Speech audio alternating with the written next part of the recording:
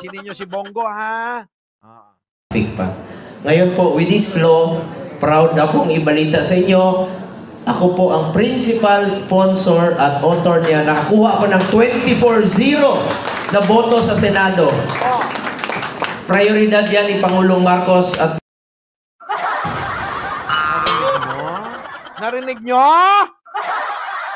Ano, prioridad daw? Ang daladala na daw ni Bongo tuwing mga may pupuntahan siyang mga ganyang pagkakataon, si Pangulong Bongbong Marcos.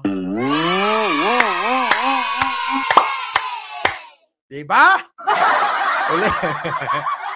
Diba? Ngayon, mga kababayan, puntahan naman natin. Sino? Ito na. Sige, ito na, ha? Mukhang pera na. Hindi siguro lahat, pero mukhang pera yung mga yan. Mukhang pera daw. Sino kaya tinutukoy na mukhang pera? Kasi power, the legislative body is the power of the purse. Diyan madaan lahat ng pera eh. So, lahat ngayon, soft projects, katulad ng isang, may video, sa Davao. Pansinin nyo, pag nag-i-speech si Baste, no? Parang nag-i-speech lang doon sa sa birthday party. Ha? Diba? Boring, walang karisma. Ha? Walang karisma. Walang kakakarisma. Sa Digos, may binigay na ayuda, kinuha ng barangay yung 8,000, ang binigay doon sa recipient is only 2,000. So, pag soft projects talaga, mabilis lang yan. And they are all funneling the budget on soft projects. So. Walang dating. Oo, yung binabanggit niya, mali pa. Nabalita yung Baste. Walang kadating-dating. Alam mo, Baste, yun yung nagreklamo, nag-viral. 10,000 yon ayuda. Diba? Galing sa gobyerno. So ngayon, gusto nyo na namang isisi saan? Sa Pangulong Bongbong Marcos? Wag nyo sisihin. Kayo na bahala mag-isip kung ano yan. Tingnan mo, binigyan mo pa ng isipin yung mga nanonood sa'yo. Kaloko mo talaga. Pasok. Ikaw, Bongo. Ala, Bongo! Ikaw, Bongo! Bongo, makinig ka! Langya ka, kumpare mo, binabalatan ka na. Huwag kang mangulangot! Ano ba? Hindi ba niya alam na maraming nanonood, maraming kamerang nakatutok sa kanya? Pero alam nyo, karamihan sa mga hindi alam yung sasabihin, iniisip pa yung mga sasabihin, medyo kukuha ng hugot yan sa mga pangungulangot. Hoy, boy kulangot! Ikaw, Bongo. Kumpare, ang tagal!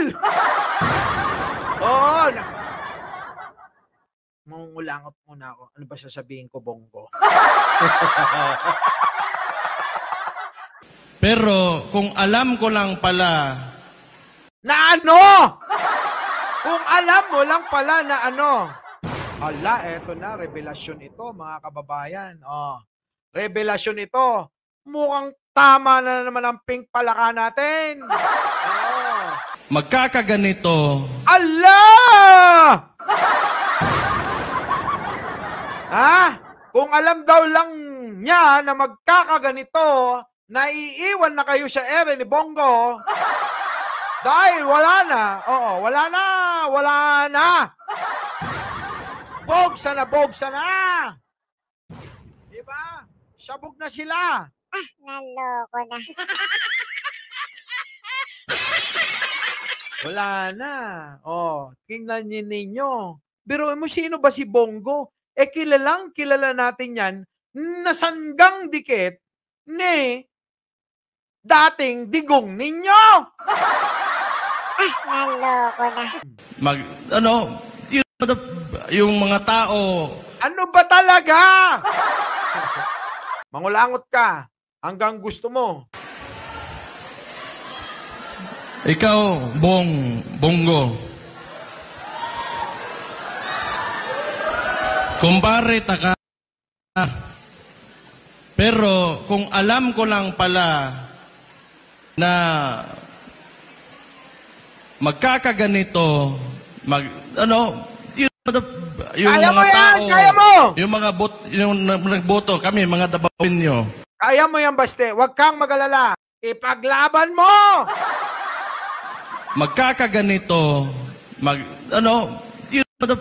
yung mga tao, yung nagboto, kami, mga dabawin nyo. Nagboto kami sa Imuhabong. Oh, nagboto daw sa'yo. Oy, Bongo, oy! Sinisingil ka na ni Baste. Oo. Mukhang sinasabi niya rito, napakawalang ya mo, Bongo. Matapos ka naming iboto. Diba? Sige. Kung alam ko lang na ganito lang pala yung gagawin mo, sana hindi na lang. Anong hindi na lang? Hindi na lang ano? Hindi na lang ikaw ano? Sinuportan maging senador.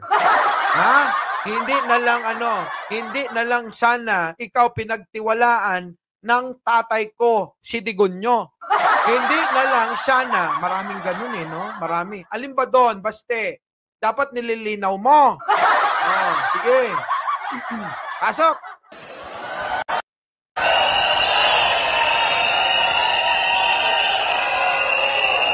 Sa totoo lang sa totoo lang. Oh.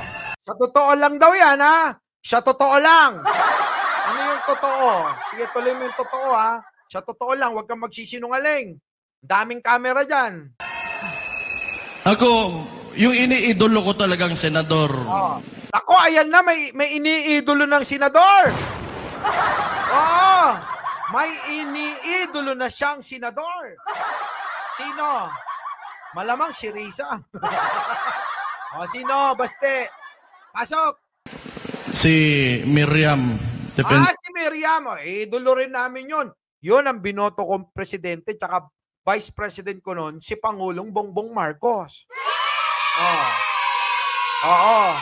Never kong binoto yung tatay mo. Kasi nasisense ko talaga walang magandang gagawin yung tatay mo nakikipaglaban ako noon sa mga comment section. Hindi pa tayo nagbablog noon. Ang dami kong nakakaaway doon. Ang ending, pag hindi na sa argumento, sasabihin nila, adik ka. Adik ka siguro, no? NPA ka siguro, no? Grabe yung mga nila, no? Pag wala na masabi, NPA ka! Pag binalik mo naman, hala, bakit ako naging NPA? Di ba yung idol mo, yung sisigaw ng, mabuhay ang NPA! Di ba? Mabuhay ang NPA! Ganon. Pasok. Sir Santiago, the late Miriam. Purya hisgot lang kasi Si Miriam daw ang kanyang idol. Idol din namin yun wala na yung tao. Pero iniidolo ko talaga. Yun talaga yung hero ko. Ay, nakaw. Baka nakakalimutan mo si Miriam. Kasama ni Pangulong Bongbong Marcos yun. Baste. Kasama ni Pangulong Bongbong Marcos yun na tumakbo sa pagka-presidente.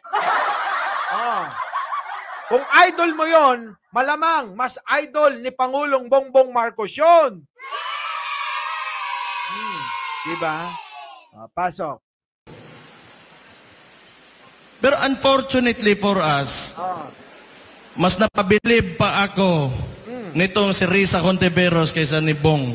Ala, ang sakit nun! Oy! Ang sakit nun Masakit kay Bongo yun.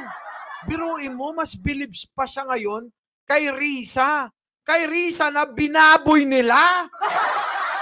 Kung bilib pala kayo kay Risa, kung mas bilib pala kayo kay Risa, bakit binaboy-baboy nyo?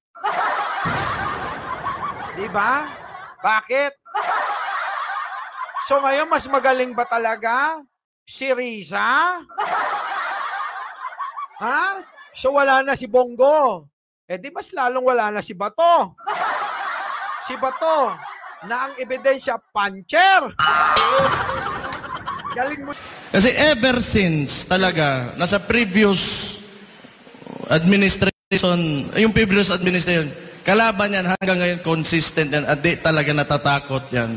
Oh, so parang gusto mong sulsulan ba si Risa?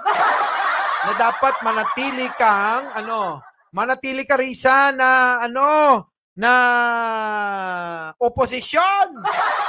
Eh di ba nga kayo na yung bagong oposisyon? Etong Duterte group na ngayon mga kababayan, ang bagong oposisyon. Hindi na, wala nang iba, kundi sila na. Wala na. Ang Pinklawan, majority, umayon na kay Pangulong Bongbong Marcos. Diba? Ang mga Dilawan, ganun din.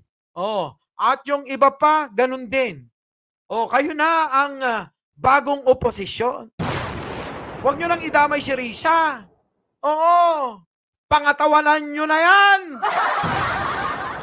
Dahil naniniwala ko, pagdating ng halalan, doon makikita lahat ng mga pinaggagawa ninyong paninira sa bansang ito. Sa balota, makikita lahat ng mga kasamaan, kasakiman, at pangdurobong ginawa ng administrasyon ni dating Duterte sa ating bayan. Diba? Traidor ka daw, Grabe, baste. Sabi ng KOGC, anak ko! Pati ba KOGC galit na rin? Nag-away-away na sila, papacho. Pasok, salot sa bayan ng mga Duterte. Kita nyo. Tuloy. You have time. Alam mo ang boring niya mag-speech. Ang boring! Di ba Ang boring. Hindi maaaliw yung mga tao. Alam mo yung salita ka lang na salita. Salita ka lang na salita pero hindi naman naiintindihan baste nung mga tao. Oo, ganun eh. Pare, Bong, you have time to redeem yourselves. Ihatag ni... Kulangot! Alastik, kulangot ka ng kulangot! Di ba? Sniper Mantaragit. Sino pa? Nanit Camacho. Wawa din. Wada din. At si Cedric nandyan na. Kulangot ng kulangot! Si Boy, kulangot! Estrella Simana. Antonio Mocoro. Naku po, Rolando Bersamira. Lorna Chua. Kulangot ng kulangot! Grabe. Sige. Ay, Chang! Diyos ko, ang dungis. Pasok. Pakita sa mua that you will stand by the Filipino people. Show your love, yung pagmamahal mo sa bansa na mas umaapaw pa kaysa sa pagmamahal mo sa sarili mo. Ala, may ganun pa. Oy, Bongo, hindi mo raw mahal ang bansa. Sarili mo lang ang mahal mo. Naku, ang sakit-sakit ng mga binitawang salita. Bongo! Wala, hindi mo pala mahal ang bansa eh. Ayaw niya sa dati mong kakampi, anak ng boss mo. Ala, grabe Bongo. Kung ako sa'yo, sabihin mo na lahat yung nalalaman mo. Di ba? Kung ako si Bongo, sasabihin ko na lahat yung nalalaman ko. Baste, maraming nalalaman si Bongo. Baka mamaya yan. Magkanta ng My Way yan. Di ba? Kanta sila ng My Way. Baste, laglag kayo lalo. Okay, pasok! Kasi hirap na yung mga tao ngayon. Ala, yan na. Ipapasok na naman yung mga tao na nahihirapan. Baste, mukhang kayo yung nahihirapan. Oo, yung mga tao hindi nahihirapan. Bakit kanyo? Sabi na naman ng puting palaka. Hindi, pink na palaka. Ito. Laglagat party list. Sabi ng pink na palaka, ganito. Hala, paano pa nila makukumbinsi, Boss Mike, yung mga tao dito? Sabi niya, naalala ko lang. Bakit? Bakit hindi makukumbinsi? Wala namang mga kalatoy-latoy magsalita. Oh, ako nga na nandito, tinitignan ko, tinatantya ko. Wala talaga. Walang dating. Paulit-ulit yung mga sinasabi nila. Sa tingin nila, yung mga tao, sa ganyang ginagawa daw nila, uunahin pa ba nila yan? Yang ganyang mga nila, propaganda nila. Eh ang mga tao ngayon, mas inuuna yung mga trabaho nila. Di ba? Di ba? Oh. So wala silang pakialam, baste.